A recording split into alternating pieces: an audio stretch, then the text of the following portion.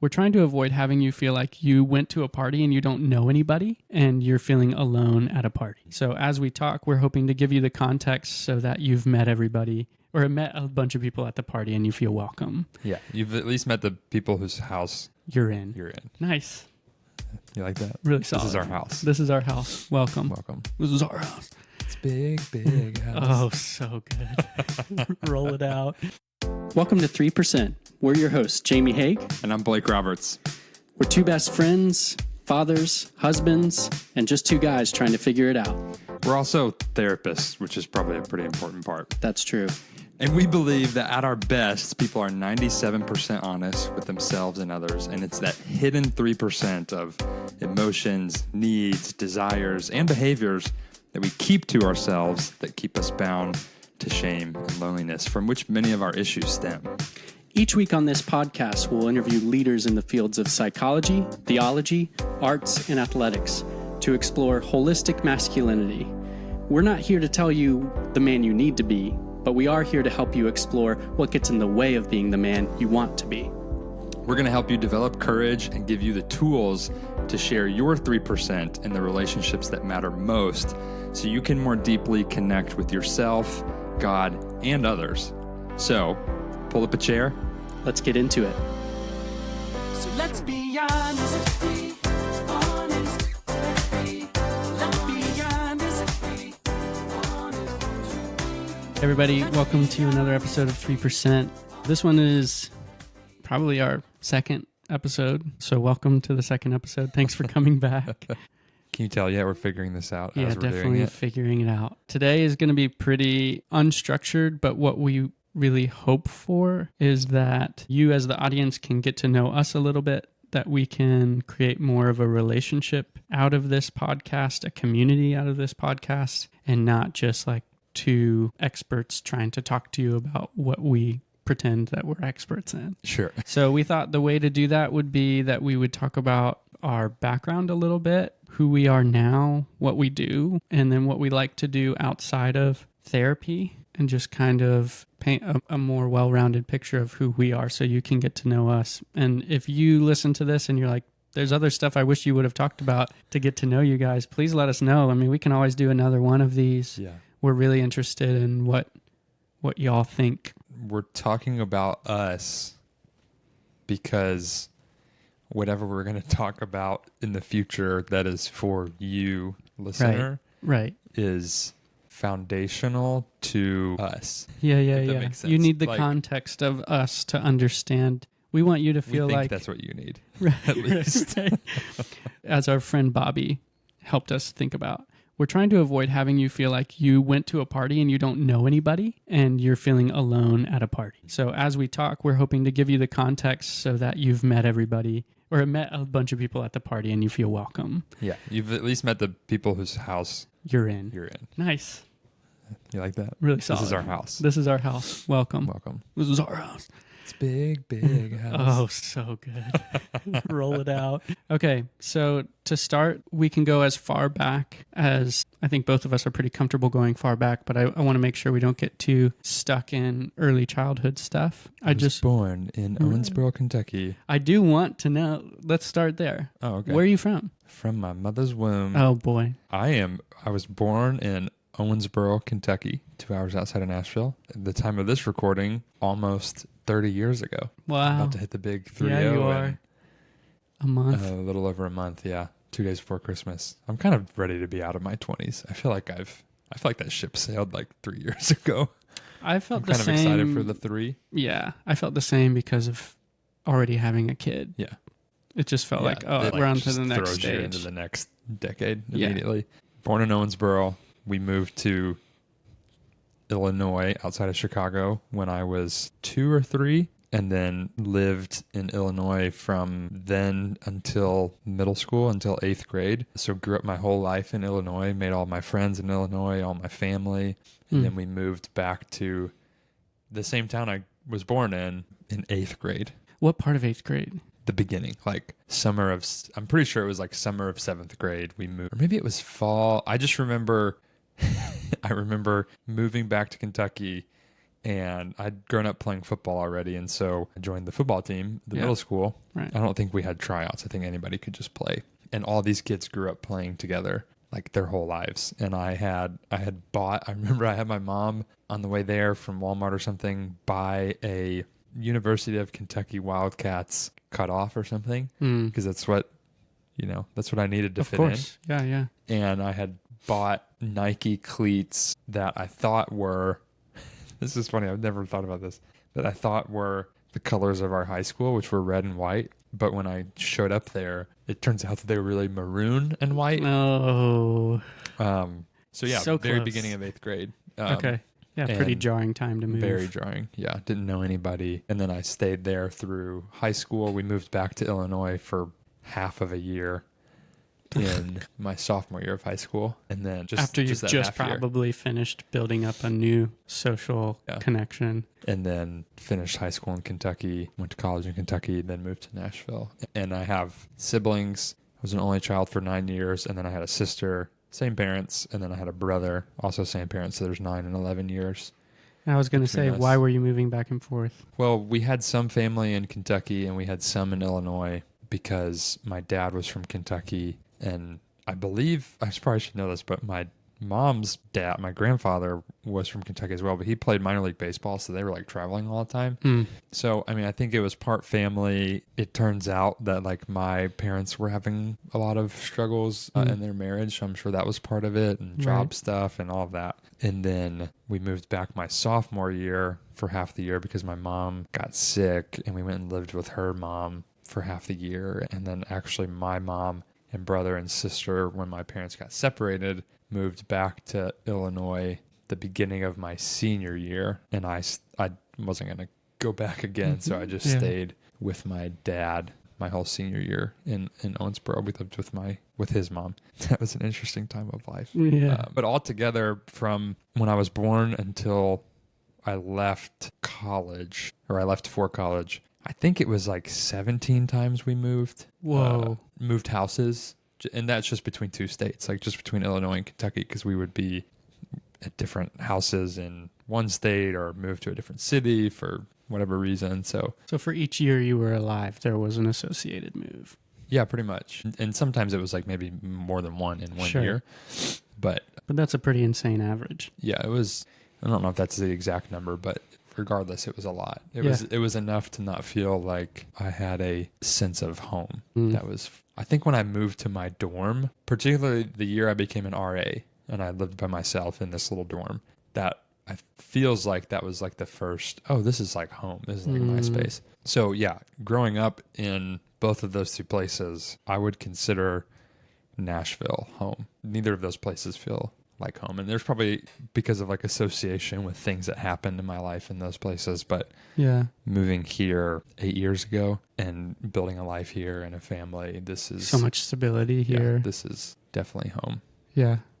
Okay, Okay. let's round you out, and then we'll go back to like Okay. kind of like what are the key things you think people need to know about your story Okay. to be a welcome guest at the party. Sure. But first, you said you're into football. Kind of tell us more about what are you into outside of what you do. Well, tell us what you do professionally, then tell us what you are into outside of that. Therapist professionally, Yeah. counselor, whatever word you want to use, they're interchangeable. Maybe not legally, but we all get Yeah, confused whatever. which one's correct. I have a private practice in Brentwood outside of Nashville, and I've been doing that for 3 years. And before that, career-wise, Yeah, it's so funny come when on, I lay tell it these out. stories because it's so all over the board. Before that, I had this like little creative agency, I guess you could call it, which was Totally. really just me. But I designed websites for therapists, and I did photography, and I did video. Prior to that, I managed an art gallery for 5 years, my father-in-law's art gallery out in Leapers Fork, just outside of Franklin, that I just kind of fell into because I was here and I needed a job, and I started working there 1 day a week, and then that I ended up being good at it, and that turned into me managing it and Right. kind of running the show in some ways.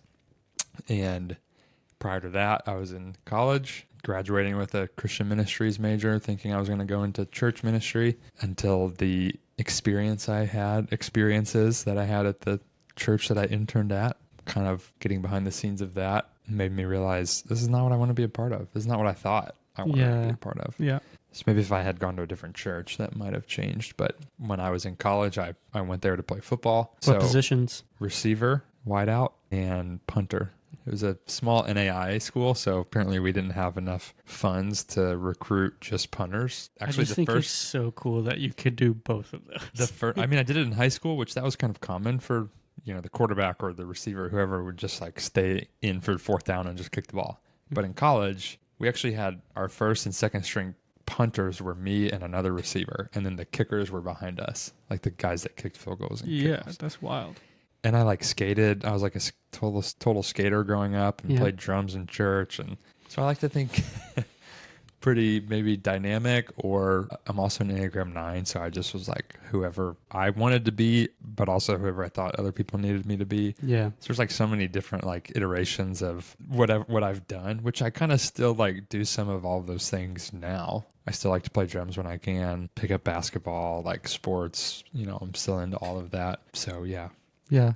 Tell us about your family now. My family now. My family? My immediate Your family. Okay, Yeah, okay.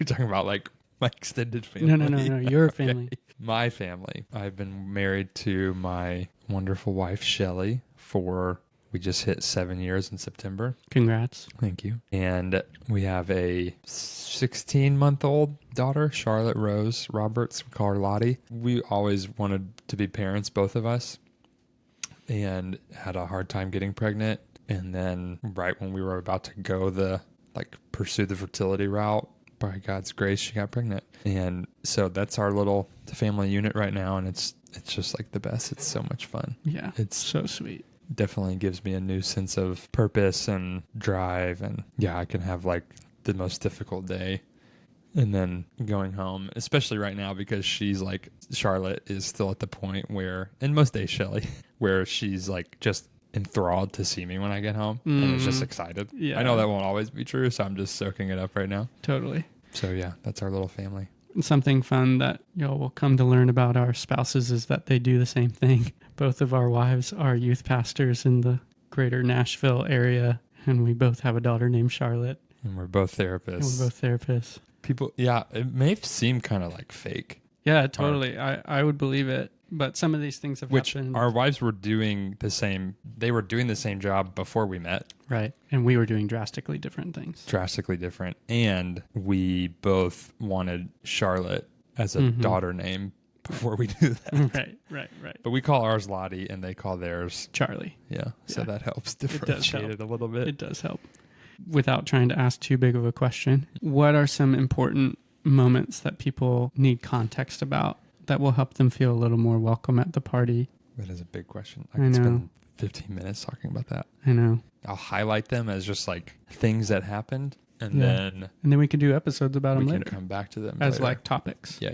Some of the first things that come to mind, just things that influenced my story or my way of relating to people, relating to life.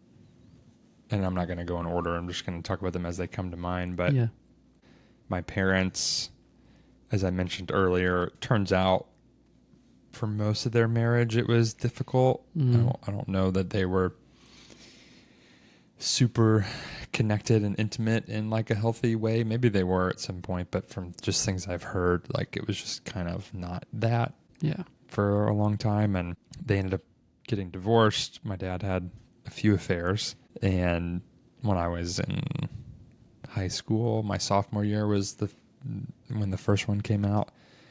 So they separated, ended up getting divorced. It was kind of a long process until they got officially divorced. My siblings were younger. That's part of the reason, probably. I was exposed to pornography by a friend's older brother when I was in Illinois. So that was maybe 5th, 6th grade, maybe even earlier. Yeah. The first time I kissed a girl was in elementary school. Nice. So I was like active sexually, like, I don't know if this episode is out yet, but when I think of like conversations we've had with Sam Jolman or Andrew Bauman, like they talk about the difference between sexuality and sensuality, and how sensuality can be good and like a healthy thing. We didn't talk about any of that stuff. So I was just like very sexually active, which took a toll in my life personally, having sex the first time when I was a freshman in high school, and that just spiraling into more of that in very destructive and harmful ways to myself and other people, kind of like mainly through my high school years. Attempted suicide in high school, junior year of high school. That can be a whole episode. I'm not going to touch into all. There was a lot of I factors. think it that needs led to be that. a whole episode. Yeah. Okay. Yeah.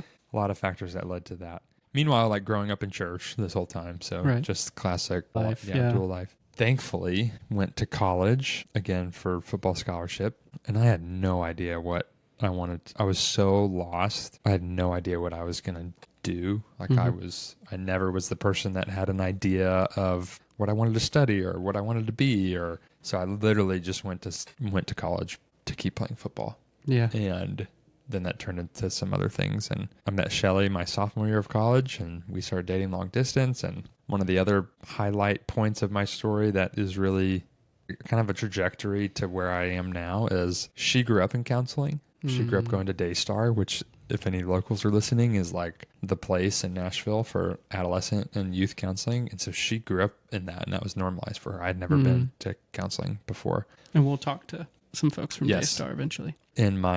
When I started dating her, I was encouraged that I start seeing a therapist. And so I started seeing a guy, and he opened my eyes to my family of origin and started helping me name things about my family. Because when you grow up in a family, even if it's chaotic, it's all you know, and so it just feels normal. And then you start to learn that it's not, and you start to learn how that affected you in healthy and unhealthy ways. Right. And it was big trajectory change. We also started premarital counseling before we were ever engaged. Oh, wow. Yeah.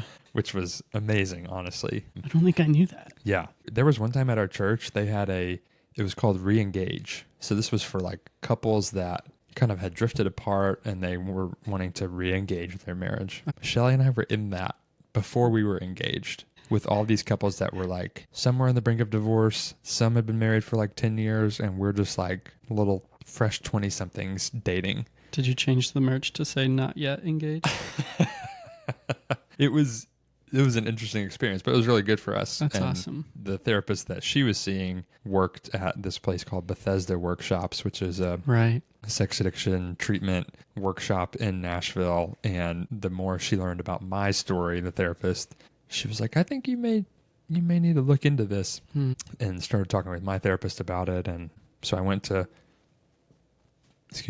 Bethesda Workshops in 2010, October, or no, not 2010. It was in high school. 2016. It was like about a year before we got married. Opened my eyes to so much more of my story, and got into 12-step recovery, Sexaholics Anonymous, which is where you and I then later met. Yep. 2018. And got married in 2017. I mean, there's so many like other things that I could hone in on. But, I know. It does feel, this is just kind of a taste of our stories. It does feel like we could spend a long time opening those boxes. Yeah. I've just spent 20 minutes probably, and I feel like I just scratched the surface. I know. There's so much context to give. Yeah. And we will. Yeah. Over time. I think some of the story points would be really helpful to blow them up as full episodes for people who like that's their story too, so that they can see their story in your story, because I think you tell it well and with honesty. So Thanks. Yeah. Should I talk? I think so. Okay. That wasn't like I don't want you to. I'm just thinking of I just talked for so long, and then I'm giving you like It's all right. 10 minutes. It's okay. Okay. We'll do some context. I'll drop a few bombs, and then we can talk about them later. Where are you from? I'm from Cary, North Carolina, which is right outside of Raleigh, North Carolina. Go Wolfpack. Yeah, you'll hear some weird things that Jamie says, and it's when his North Carolinian comes out. Yeah, well, some phrases also, that I'm like, I've never heard that phrase in my life. I also have friends who just call them Jamieisms, so I don't know that we can attribute all of them to I like that. to North Carolina. Okay. Yeah. I'll point them out. I'll be like, there's Jamieism. Yeah, there we go. I am the fourth of 5 kids. Grew up going to church as well. Pretty heavily involved in church. Yeah, like you said, trying to think of the context and do it quickly is hard. I grew up loving sports as well. I was always playing some form of sport, whether it was baseball, football, hockey. I was a skater for a while. You'll see probably, if you watch the videos of our podcast, you'll probably see me often wearing Vans, which is my connection back to that part of myself, maybe. Nice. And 30,000 foot level is, there's definitely some like family of origin stuff with there being so many kids and trying to, I know what is true about me now is that I really felt like I needed to earn my place. My family will be familiar with me giving this whole spiel about being the fourth child and how all my other siblings had inherent value because of their birth order, or like I have Sure. twin siblings. And I would always, it'd be like oldest, twins, me, youngest. And so all three other sets of kids, all four other kids, but they all had inherent value in their uniqueness. So lo and behold, I became pretty fixated on being unique. And part of that was through success in everything. Hyper perfectionism definitely is still a part of my story and where I'm looking to grow. One big thing that will be important for our listeners to know when listening to me talk, because I mean it's even like come up on other episodes I think that we've recorded already, is that from the ages of 11 to 19 I was progressively groomed and then abused emotionally, spiritually, and sexually by my youth pastor, who had really ingratiated himself into my family. It is really a classic case of like became a trusted person, used that trust to take control and take liberties with us kids that he wouldn't have otherwise had. And that left me pretty vulnerable. Yeah. Which also probably will need to be its own episode. I think so. Yeah. Because it's unfortunately an experience that so many people have Right. and have in their stories and don't even know it Right. because maybe nobody's named it for them. Yeah. And the Which way was that- a part of my story. Yeah. And the way that you talk about it, obviously I know this part of your story is so raw and honest and redeeming. And I've told you this before, but like the fact that you still pursue a relationship with God through that blows my mind. Thank It you. would be so easy and arguably like, yeah, if you had just walked away from. Yeah. I have that part of me too that sometimes shows up and goes, Sure. just like, forget all this, but using pretty unjustified reasons. Yeah. If I think about like it in its purpose to me, my relationship with God, and we can talk about that more in depth. Not to throw in a hot button topic, but I did a deconstruction and reconstructed a faith that I need and is important to me now. And I would say overall, it felt like God never let me go, and that was like tangible. So we can talk about that more in another episode. Yeah. And if y'all have questions about that before you're hearing that episode, hit us up because I want to try to answer them to the best of our ability. Like Blake, I'm pretty interested in sports outside of this. Play adult league softball, which brings me a lot of joy.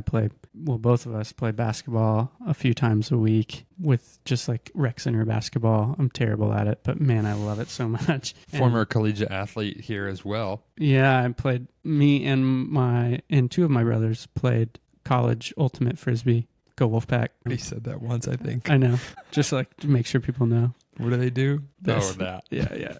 It's like a little bunny rabbit. Yeah, I went to NC State for undergrad, and that's where I played, and my oldest brother played, and my younger brother played at Appalachian State. Loved that. That was such a big part of my life, and I think it was the way that the kid in me still got to play.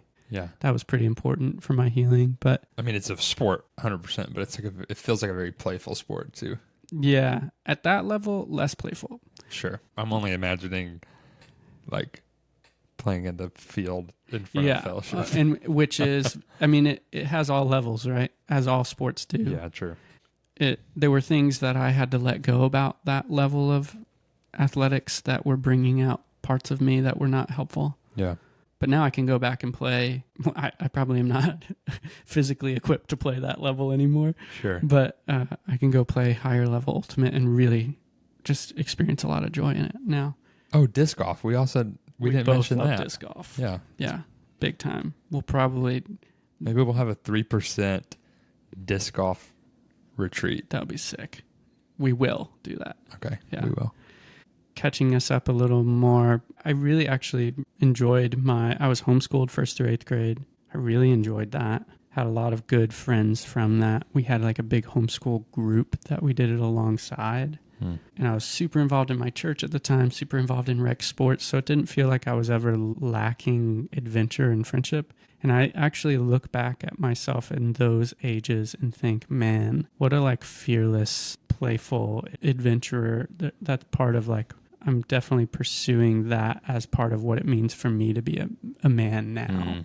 And then high school, I did really enjoy. High school is kind of a mix of like weird separation of like abuse and public school. I went from homeschooling to 2,700 kid, 2,600 kid public school, which was jarring. And I cried for the first 2 weeks. And then like the rest of high school, I like loved it. I really fell in love with it. Ended up finding like my crew of people and feeling like wanted and like I belonged. I was a high school diver. Oh, I always forget about that. Yeah. I was the captain of the Apex High School diving team for 3 years. I did all 4 years, but I was the captain of that team for 3 years. Very and dynamic. I just had to do niche stuff because I was. Oh yeah, yeah, right. Yeah, wow, I need to catch up some things quick. Yeah. So I did the diving stuff. I just like overall was an athletic kid who was pretty undersized. So I always ended up finding like niche ways to continue playing. I relate to that. You relate to that? Yeah. Blake's 6'4". You just can't see it in this video. I'm 5'9". And when I was a freshman in high school, I was 5 feet nothing. That's hilarious. Yes, musician. One other note about high school, a bunch of my siblings and I worked at Chick-fil-A together. And that is actually where I met my now wife, Elizabeth. I was 15. She was 16. She met me when I was 5 feet tall. That's how you know I had to claw my way out of a friend zone with her. Literally. Yeah. Or like climb your way out. Yeah. I mean, we dated yeah, totally. We dated for the first time when I was 18. We had one break in there. That was my fault. Sorry, babe. And then we dated all of college, basically. Yeah. And got married afterwards. Getting to the musician part, I played music all my life. My mom's a voice teacher, was always in love with music. Have family who do music professionally still. I, in college, moved here to pursue what music could be professionally. And I ended up doing that in some form or fashion from 2012 until 2020 when I went back to grad school. And during that time, to make money, because I wasn't off of music, I, through a friend, met a guy who owned a tree service. I started working a side hustle as a arborist, or as a bunch of my friends like to say, a lumberjack. And then 7 years later, I had become like the crew leader. Not quite 7 years, like 6.5 years. I was like helping run the crew and had really fallen in love with, blue collar work and being active in that way. If you ever have any questions about trees, yeah, I'm a tree nerd. Jamie is the guy. Yeah. Well, I know guys who know a lot more, but boy, I'll love to talk to you about it regardless. And so that's when we said we were doing very different things. Yeah. And then we both went back to grad school, similar timing. And yeah, now I'm also a therapist. I'm been married to my wife, Elizabeth, now for a little over 9 years. And we have 2 kids, a boy, Leo, who's 3, and he's just so much fun. He's my wife in a small boy. He just is like totally is. He's a ball of joy, which is sometimes a lot to contain, and then other times is just like encouraging joy in me too. And then 6 months ago, we had my daughter Charlie, who is just the sweetest. And Leo's so good with her. Oh my goodness! Even this morning, he asked if he could hold her before we left, and he was just snuggling her and telling her how much he loved her. That's amazing. It was so sweet. Yeah, there's a lot more to dive into there with story, and I've probably forgotten some things, but sure. I hope that helped people feel a little more welcome at our party. Yeah. Yeah, they at least get the gist, or at least some of the touch points that you could put dots together that we'll be referencing. That will reference and that even kind of highlight why we're even doing this. Yeah. Because a lot of those touch points that were more harmful, hurtful, all those things were not because of, but I was going to say, because we didn't have what we do now, or what we're calling kind of like what 3% is, that's not why those things happened. But not having this definitely impacted how we responded to those things that happened. Right. Yeah. And Yeah. so yeah. hearing, and again, we'll kind of land the plane on some of those and explore them more, In but other episodes. at least get an idea of why this is important to us. Yeah. A lot of different places that we needed the gift of honesty to explore. Yeah. Thankful for our friendship that set the table for that, and hopeful that our friendship can help you set the table for your own honesty with people you are in relationship with. Yeah. So love you. Excited to man. do this with you. Yep. And let us know if you guys have questions as you hear just the touch points, because there's probably things that we don't know we need to explain Yeah. that we would love to if we know about it. So we're glad you're here. Keep coming back. You're worth it. So let's be honest.